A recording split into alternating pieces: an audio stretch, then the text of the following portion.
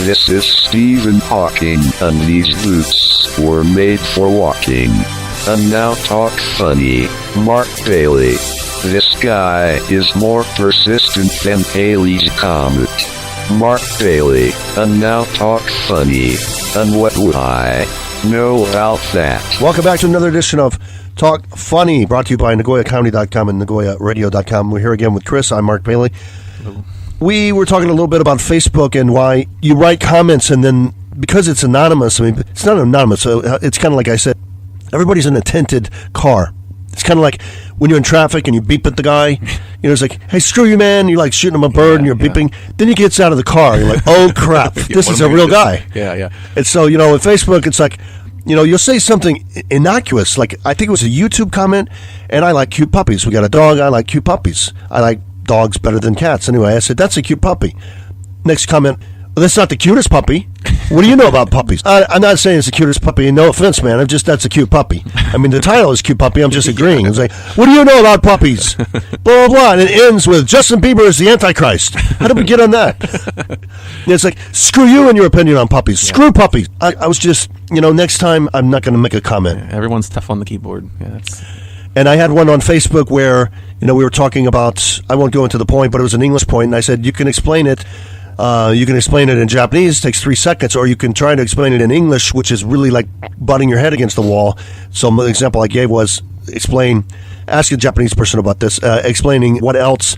They don't even learn that in most textbooks. It's not in textbooks, and it sounds to them like W-A-D-E-L-T-Z, and they don't know what that is. What else? But if you said hokani, it's over. And so I put that in, and I have 28 years teaching experience in Japan. I think I know what I'm talking about, and I do use Japanese in class when it's convenient because it helps me to my goal. My goal is not to teach what else. My goal is to get to the lesson, which is not that point. And so there's a guy, he goes, well, if it takes you all day to explain that, then you're not doing it right. I'm like, yeah, I have experience, and that's why from experience, it has taken, I'm glad you understand exaggeration. It didn't really take all day, and maybe it took 20 minutes, but that's too long for 2 words, right? Yeah. And I said, well, in my experience, and I think I have more experience than you do. And he said, well, experience isn't everything. So it's basically people that don't have experience don't think experience is everything. And people who don't have qualifications don't think you need them. Yeah. And people who can't speak Japanese don't think they don't think you need to speak Japanese because they can't. And on the Facebook comments, they just escalate. They usually end up getting personal. And it's like, why did I just wasted like an hour being flamed and flaming someone when I could have just like been watching Netflix or something that I enjoy. And like, what am I writing comments? So I had one, I think I mentioned to you before that just a couple of days ago, and we're going to get mail on this, but there's a Chinese kid, and somebody shared a video, and a Chinese kid put a firecracker, of course in China, put a firecracker in the manhole cover, and it blew up the whole sidewalk, almost killed the kid. And I think I said something like, this is why China can't have nice things. Because that's a takeoff on when your parents, when you got gum on your dad's brand new vinyl seat in the car, and he's like, see, this is why we can't have nice things, because you're an idiot. So, I got all these comments, people are like, that's racist. I'm like, I didn't say the kid was Chinese. The clip said the kid was Chinese. I didn't make the kid Chinese. Yeah, it's observation, and I don't have to defend myself, so I just took the comment off. It's just easier. And then I had people piling on, and some people were defending me, some people were jumping. I don't need this. I already have drama in my life. I'm married to a Japanese lady. I got enough problems. Yeah.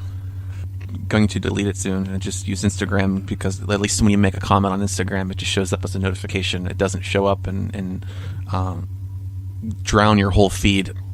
I made a comment on a Japan Post article about the World Cup and about visitors coming and how they're going to show visitors and foreigners with tattoos certain maybe, I don't know if you would say maybe like giveaway, maybe they're going to let them go to places normally people can't go just because of this, because it's going to draw more money. And but I made a comment about it, well, why wasn't this done years ago? And I think maybe 50 comments within 5 minutes after posting it. Well, that's not the way Japan is. Yeah, right. And a lot of times, even when you're talking to a Japanese person and they'll say, how you like Japan, blah, blah, blah, and I'll say like 3 positive things, then I might say something about, but it took my mother-in-law had to get a Japanese guy to vouch for me to get an apartment, and I'm an adult. Yeah. You know, I mean, with a job. Yeah, I mean, I was a speechwriter and a DJ and a comedian in the States, you know. I mean, believe it or not, they actually trust me to drive in other countries, and I can't get an apartment here. And he goes, well, you're not in America anymore. Oh, thank you, Google Maps. I know where I am. You asked me a question. It's like, I love it when you explain to me. There should be a word for that. There's mansplaining. There should be Japansplaining. So a Japanese person will go, well, that's not the way we do it in Japan.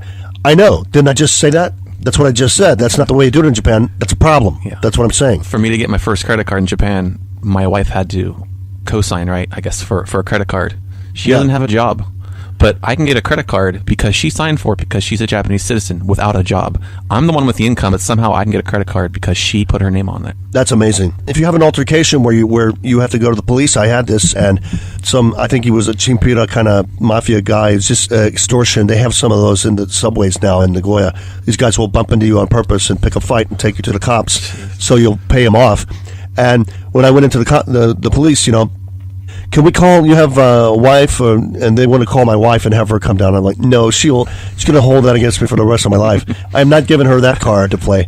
And they said, well, how about like your children? You have like, your children are, you know, 18 and 20 at the time.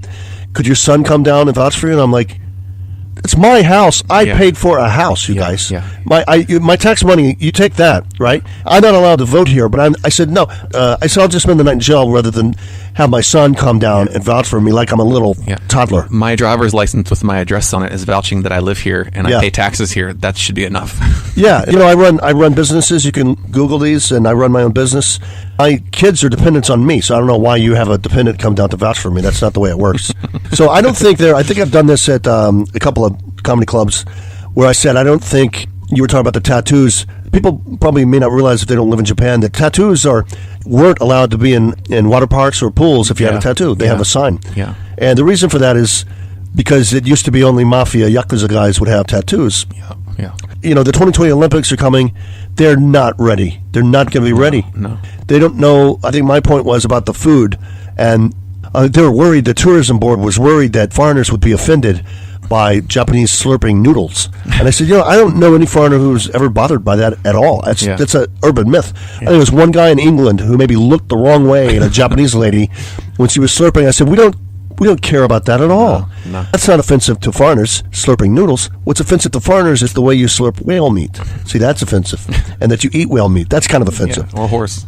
And that, you know, I need a guarantor to get an apartment when I'm a grown man. That's kind of offensive. And when I go to a job, when I go to a class from a dispatch, I have to be escorted by a Japanese guy who's half my age. That's kind of offensive, you know? But they're not going to be ready in Tokyo for gluten-free. They don't know what that is. No. I'm not sure that there is any food in Japan that's gluten-free. Yeah, I have a friend in Nagoya here. He's from England, and he's vegetarian. I said, how do you even eat? What do you eat? I said, you eat just like egg sandwiches all day? Like, what do you eat in Nagoya? There are some vegan and maybe vegetarian restaurants, but maybe 3. And they're usually, you have to speak Gujarati, because they're usually Indian curry places are pretty good at. A lot of my vegetarian friends, that's all they eat is curry. My friend's the same way. He says it a lot. 3-4 times a week. And, you know, so they don't know, they're not used to vegetarian. I think I did this at a comedy show, and I said, this is true. If you order a pizza, I think it's Pizza Hut, and they have something called vegetarian pizza, and it has bacon on it. And I asked them, because I was going to a kosher party, and I wanted just vegetarian and no bacon. And I said, why does it have bacon on there? And he goes, because it tastes good with bacon. I'm like, but that has nothing to do with vegetarian. But there's vegetables on there. Okay, it's like, well, the pig has an apple in its mouth. That's vegetarian. Yeah, of course. And so they're not going to be ready for that. Halal, I think they might. The Turkish guys in Tokyo have done a pretty good job of making the shish kebabs and the halal food. They're going to clean up there, because anybody that eats halal is going to eat Turkish food. That's all you're going to get. Yeah. And maybe the Pakistani curry places. Yeah. But when you're getting to like kosher, low carb, carb-free, gluten-free, and the difference between vegan and vegetarian, and some people eat eggs and some people don't eat. Some people eat fish. Some people don't. And then you're going to have people just lighting up weed in Central Park and then getting a 10-year prison sentence in Japan. Because, or try to bring their gun into Tokyo. Because it's like one of the jokes I said, you know, Japan doesn't mess around with pot. I mean, it's not funny to them. Paul McCartney came in 79, I think he got busted for pot. A couple years later, John Lennon was mysteriously killed. Those Japanese do not, they blamed it on a white guy, but I think it was just a Japanese immigration guy. Just, you know, we're going to kill one of your band members. Yeah. They'll teach you not to bring pot. And I mean, pot's like chewing gum in the States now. It's like, you want some gum? Yeah. But over here, it's still like heroin. And my wife won't even take Tylenol, extra strength Tylenol. Just like, don't tell anybody that you brought that in. Yeah. You know, they'll put you away. And I actually asked the immigration guy, he's like, he'll show you this chart and it has like, you know, injection. And did you bring any of this? And I said, I'm not touching it or anything, but I brought some strong aspirin. Is it okay? Yeah. Because I need it. You need, Tylenol is good because, you know, if you have ulcers, aspirin's bad for your stomach, and so Tylenol is better. And he's like, let me see this. So he's like studying it. He has another guy. He goes, how many of these do you have? And I said, a year's supply. I need like 3 of these. And he goes, these are really big. He made a phone call. Made a phone call and he goes, we're going to keep one of those. Is that okay? He goes, we're not going to reimburse or anything. I said, what is it, $1 at Costco? It's $1 at Walmart, you know? Yeah, keep it. I said, I need some of these. But anyway, I gave to my wife, you know. She goes, I'll take half of one. Yeah. And she had a headache and she goes, I can already feel it working. Get out of here. No, you can't. Well, Japanese medicine is weak, but it's not that weak, It's like the Jefferson Airplane song, you know, one pill makes you smaller, one pill makes you tall, and the ones that mother give you don't do anything at all. And that's what the Japanese medicine is, you know. And the guy's like, the guy gives me medicine, it's like aspirin, it's like a powdered aspirin divided into 3, and you take 3 in a day. Yeah. What is, you know, I looked up the dosage. It's basically, it's like 1 aspirin. I'm like, well, I take 2 aspirin twice a day, snorting the powdered stuff. Yeah. People don't realize about Japan is, you know, in America, you go, everything's over the counter, right? If you're sick, NyQuil, you know, Benadryl, whatever, you know, really quickly. I was sick a few months ago, and this is maybe the second time I've been sick ever in 4 years. And you go and you say, what's wrong? Okay, I have a cough, my throat hurts. I have, you know, my sinuses is running, and I have a fever. Okay, well, here's 8 pills to take for 8 days, and then come back if you're still sick.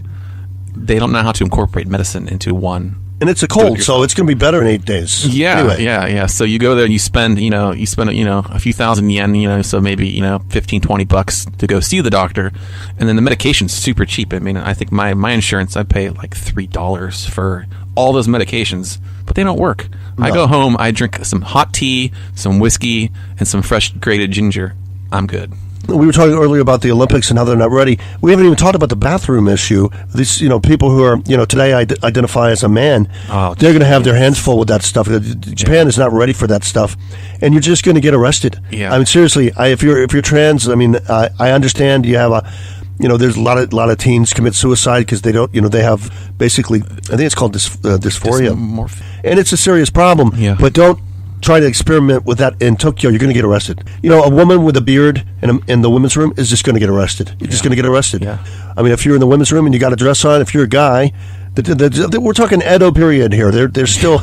They just finally admitted they were women. Only 10 years ago. And they're finally getting rid of the squat toilets. Yeah, finally. My mom, a long time ago, my mom and aunt came over here. That was their biggest problem, was the toilets. They were just like, we have to go back to your house. I'm like, why? Because she has to go to the bathroom. Like, we're to McDonald's. They have normal toilets. Just go to McDonald's. Yeah. That's a good rule. Just go to McDonald's. A lot of them have a back door. You don't even have to buy anything. And you just come in and use the toilet. Yeah. They're used to it. Starbucks will generally let you do it, but they usually only have one restroom, and there's people are all drinking coffee, so there's a long line. It's going to be fun watching the Olympics in Tokyo. I can't imagine, they had it in Tokyo in the 60s. That must have been a zoo. I can imagine. They were definitely not ready for foreigners. They're not ready. Maybe 21-20, they'll be ready for foreigners. All right, we're going to wrap this up. This has been Talk Funny. I've been here with Chris, and I'm Mark Bailey, and we'll see you next time.